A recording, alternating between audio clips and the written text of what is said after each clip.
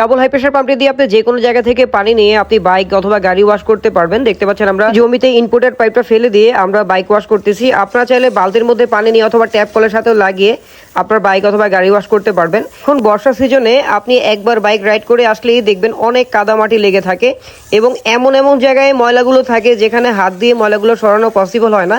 সেখানে আপনারা এই মেশিনটি দিয়ে খুব সুন্দরভাবে আপনারা দেখতে পাচ্ছেন যে বাইকের বিভিন্ন কোনায় কোনায় তেলাক্ত ময়লা বা শক্ত ময়লাগুলো এই স্প্রে মেশিনটি দিয়ে বা এই বাইক ওয়াশের মেশিনটি দিয়ে খুব সুন্দরভাবে ওয়াশ করা যাচ্ছে। এই ডাবল হাই প্রেশার পাম্পটি একটি ডিসি মোটর, তাই এটা কারেন্টে চালানোর জন্য আমরা সাথে অ্যাডাপ্টার দিয়ে দিব।